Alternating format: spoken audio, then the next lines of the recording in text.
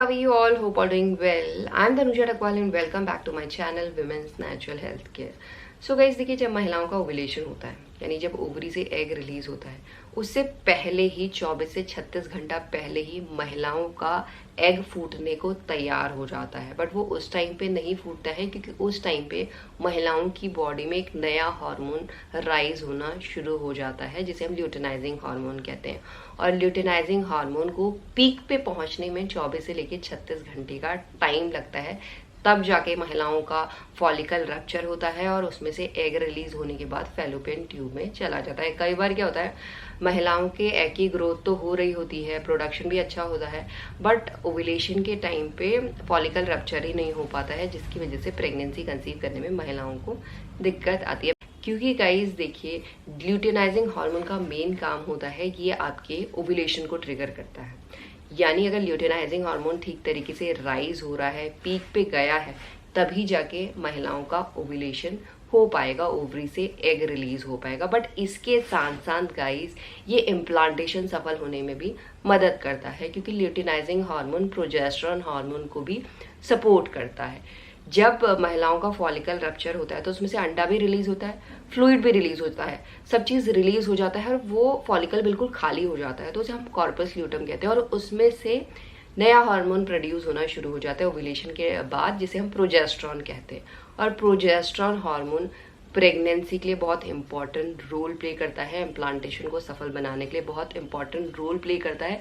And even early phase of pregnancy ये fetal development के लिए भी बहुत ज़्यादा ज़रूरी है।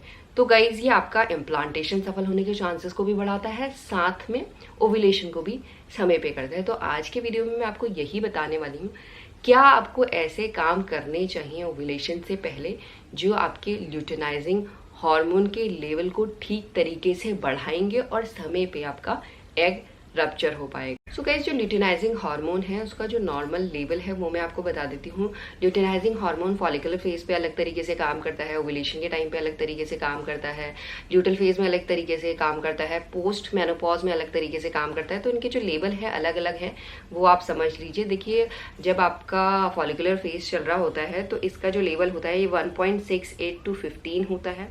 देन जब आपका मिड साइकिल होता है, ओव्यूलेशन का टाइम होता है, यानी ओव्यूलेशन से पहले जब ल्यूटेनाइजिंग हार्मोन पीक पे होता है तब इसका लेवल होता है 21.9 to 56.6। एंड ओव्यूलेशन के बाद ल्यूटल फेज में इसका लेवल हो जाता है 0.61 to 16.3।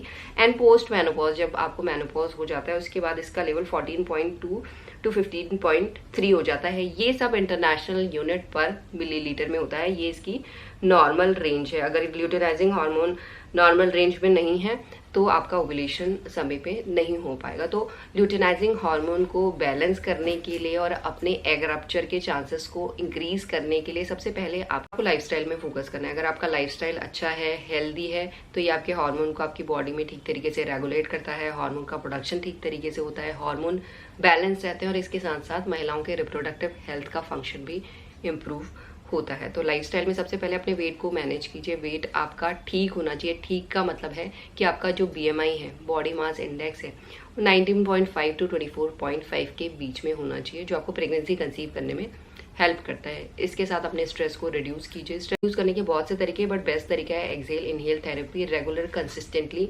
फॉलो कीजिए और जो चीज़ आपको अच्छा लगता है वो कीजिए। और तीसरा काम आपको करना है क्वालिटी स्लीप। स्लीप को कभी भी आपको अंडर एस्टिमेट नहीं करना, क्योंकि जब आप सोते हैं तब भी आपकी बॉडी में हार्मोन का रेगुलेशन ठीक तरीके से होता है, आपकी बॉडी रिलैक्स होती है और ठीक तरीके से काम कर पाती है। जो भी हार्मोन ठीक तरीके से काम नहीं कर रहे हैं वो सोने के टाइम रिपेयर होते हैं। और इसके साथ कुछ नेचुरल हर्ब्स हैं, जैसे आप चेस्टबेरी टी ले सकते हैं जो ऑनलाइन आपको मिलती है, ये हार्मोन को बैलेंस करने का काम करती है।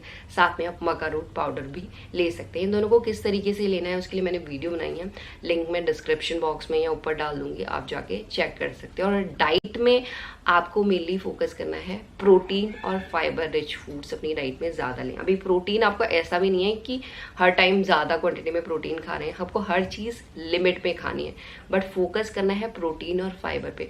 प्रोटीन अगर आप ब्रेकफास्ट में अच्छा ले रहे हैं तो आप खुद ये रियलाइज करेंगे कि आपको दिन भर इतनी ज़्यादा भूख नहीं लग रही है, ये आपकी फूड क्रेविंग को रोकता है, कुछ भी लाइक क्रेविंग नहीं होने देता है, आपके टमी को ज़्यादा टाइम तक फुल रखता है, आपकी बॉडी के फंक्शन को इम्प्रूव करता है। इससे आपका मेटाबॉलिज्म भी स्ट्रांग होता है, आपका डाइजेस्टिव सिस्टम भी इम्प्रूव होता है। और फाइबर का मेन काम ये होता है कि जो भी आप खाना खा रहे हैं वो ठीक तरीके से आपकी बॉडी में डाइजेस्ट होता है, आपकी बॉडी के हर एक बॉडी पार्ट को जो भी न्यूट्रिएंट चाहिए वो ठीक तरीके से मिल पाता। साथ डाइट में आपको कुछ भी अनहेल्दी नहीं लेना है गाइस, सब हेल्दी ही लेना है। और हेल्दी में मेनली आपको फोकस करना है डार्क लीफी वेजिटेबल्स।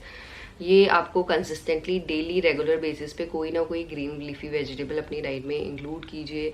साथ में क्रूसीफेरस वेजिटेबल ज़रूर लीजिए। क्रूसीफेरस जो वेजिटेबल्स होते हैं ये आपके एस्ट्रोजन हार्मोन को बैलेंस करने का काम करते हैं। अपनी डाइट में एंटी इन्फ्लेमेटरी फूड्स जैसे टर्मरिक, जिंजर या गार्लिक अपनी डाइट में ज़रूर लीजिए। इससे आपके रिप्रोडक्टिव ऑर्गन्स में इन्फेक्शन होने के चांसेस कम हो जाते हैं। अगर ऑलरेडी इन्फेक्शन है तो इसे ये कम करता है, अगर कोई सूजन है तो उसे भी नेचुरल तरीके से रिड्यूस करने का काम करता है। और इसके साथ अपने गट को आपको हेल्दी रखना है। देखिए गाइस, गट महिलाओं का सेकंड ब्रेन बोला जाता है, और गट अगर अनहेल्दी है तो आपको डाइजेस्टिव इश्यूज जैसी दिक्कतें फेस करनी पड़ सकती है। हार्मोन का प्रोडक्शन आपकी बॉडी में ठीक तरीके से नहीं होगा।